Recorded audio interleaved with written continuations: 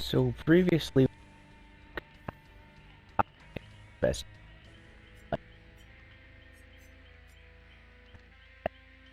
So the ability is very simple. You swing extremely fast when carrying a survivor, but you still have the hit cooldown.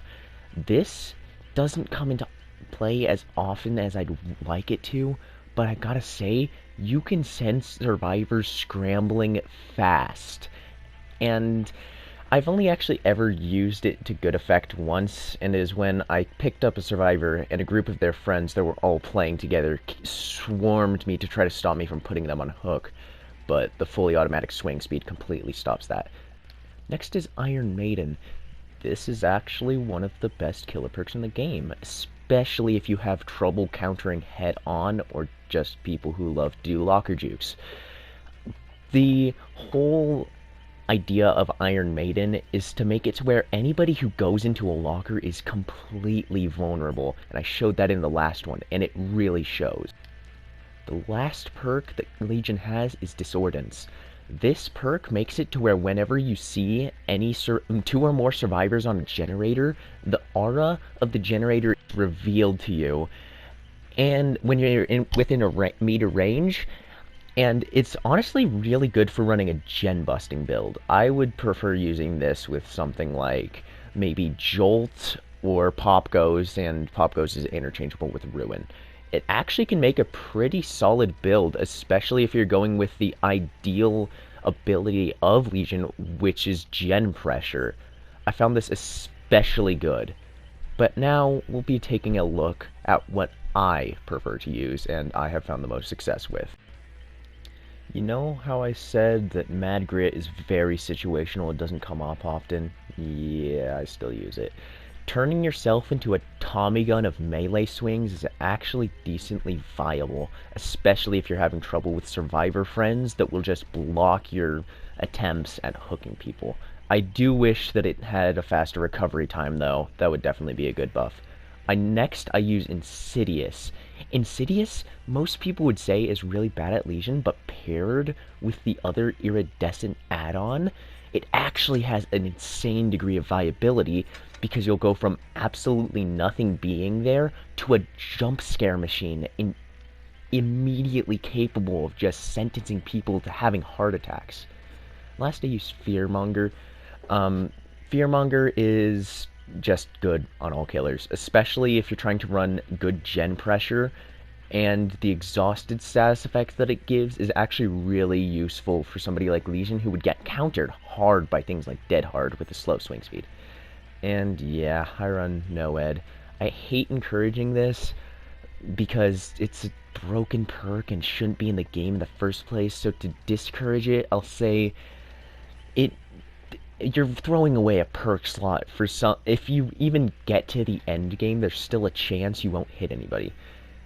Now, again, I discourage using this, but it actually makes sense for a Legion build, especially if you're running Insidious. Insidious camping with Noed inside of one of the gates is actually insanely powerful, but it just doesn't feel right in the slightest, so don't do it. These messages with somebody I killed entirely because of Noed should show just how much I dislike this perk and think it should be removed, or at least rebalanced. But I have to say, of all things with Legion, those moments that you're able to outrun the fastest survivor while they're using perks that make them even faster are what makes him almost worth playing. Then again, I feel like I should just encourage people like Wraith because of the fact that he's almost as fast as Legion while using his cloak, plus he doesn't have to use his ability. But Legion's especially easy if they just stand still and take your shots, so yeah. Another thing that I couldn't help but notice, and this could just be entirely correlation rather than causation, but it seems like survivors end up tracking me directly to their friendly survivors. And on top of that, survivors try to do the dumb little corner hiding spots, and it's just kind of sad. Again, I can't tell if this is because I'm playing Legion or because I'm just extremely lucky with them leading me directly to other survivors just when I'm playing Legion. But it seems especially common with him. I also noticed that Legion is one of the best killers on maps where there's a lot of things blocking your view, like on any of the farm where you can easily lose a survivor in the corn. And this is because of the fact that his tracking ability really kicks in here. His ability to hit one survivor and see where all other survivors are around him is really useful in areas that usually you wouldn't be able to see anything, and this is especially true on maps like the one I was playing on here, or even on Larry's Memorial Institute, because the walls can obscure your vision a lot there if that isn't obvious somehow. But without a doubt, one of the strongest features of Legion is completely beating survivors to hooked survivors that they're going to try to get. In this, he almost acts like a punish killer, kind of like how Pig does with her ability to mark somebody with the exposed status just for getting a survivor off the hook. But here, you don't even let them get the survivor off the hook. It's insane.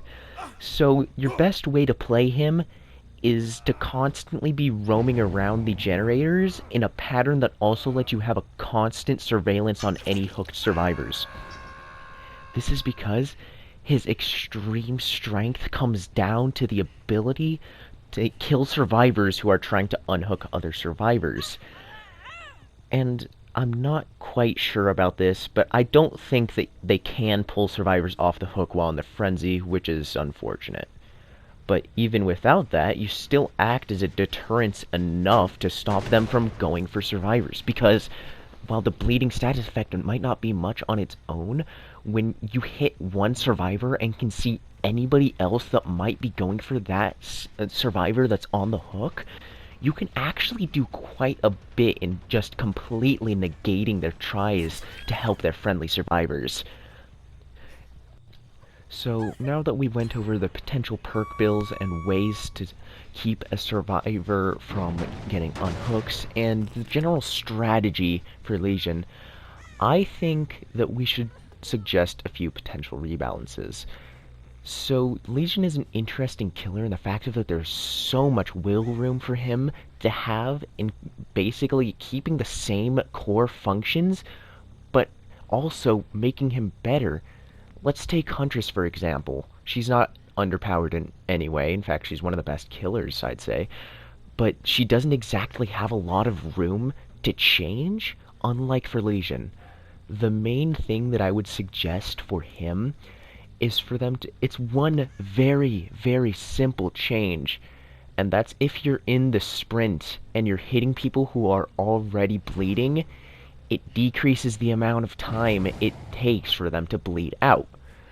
Maybe by only a few seconds, but let's say if you hit somebody 3 or 4 times, each time maybe gaining a little bit of your frenzy back, not as much as if you were to put somebody in the deep wound status on its own, I think this could be decently balanced and still fun for both the survivor and the killer. I think that this would be very, very good, because as it stands, they're not very strong. Here was one of the only uses I actually got for the perk Mad Grit, was driving them away. So another suggestion I'd have, maybe make a tiny buff to Mad Grit, not a huge one, decreasing the amount of time it takes to recover from a swing that you hit a survivor with. I don't think that this would be too powerful, but also make it a usable perk. And this mixed with your hemorrhaging thing could actually be a decent combo if you keep making somebody hemorrhage and to force them to run away, and then if they ever decide to come back, you can just Mad Grit them out. Even if they were to do something like, for instance, put Mad Grit into a hemorrhage on its own, I still think that that would be worth it all of the time, because of the fact of that if they made it to where Legion could at the very least continue and sustain damage on survivors that are already bleeding while using his ability, you know, not just playing an M1 killer, in other words, they would get so much more use. And I don't think that this is too overpowered. I mean, we've seen that they don't really have much of a problem with making some killers extremely strong and others super weak. We can especially see this with people like Artist and Bubba, who are just pretty much one-shot killers across the map, doctors and huntresses, especially for Artist. I don't get her. But I think that it would definitely put a little bit of a competition on which killers people are maining. Because as it stands, unless you're running the best add-ons, you're not making the most use of Legion as you can. Here is one of the few times that I actually got use out of the hemorrhage feature. This was because I was able to see that they were trying to unhook. This always comes handy, and it's pretty useful, but it's, again, not the main feature of Legion, which is why his ability just doesn't make all that much sense. Each killer that he somewhat specializes in can do his ability, but better. Let's take Deathslinger, for example. If you want a bleeding status effect, go Deathslinger. Here's why. Deathslinger not only does the bleeding status effect, but he does it from a range and gets survivors closer to him.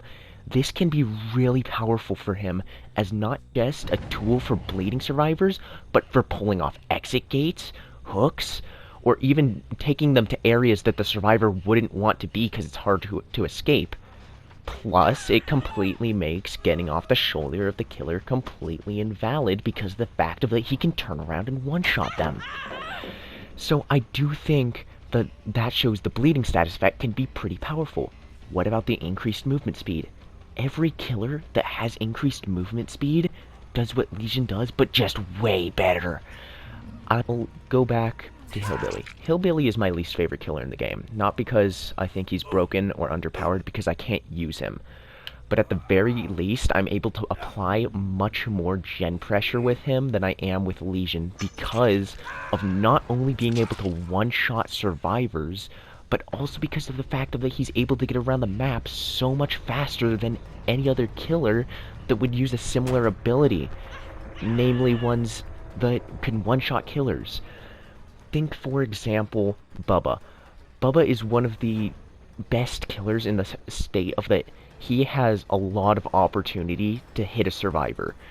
Unlike with Billy, to where Billy is extremely hard to hit a survivor at points.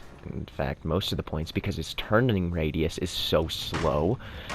I think that he still shines over Legion because of the fact that not only is he faster, but he can one-shot.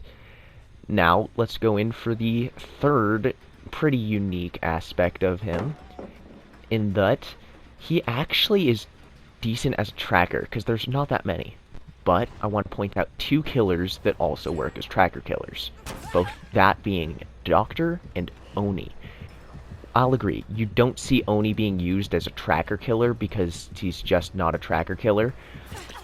But he has just as much potential as Legion, if not more, because of the fact of that he only needs to hit a survivor and then he can basically just focus them. Whereas for Legion, you have to do a rush, which is very situational and can't deal any damage on people who are already bleeding.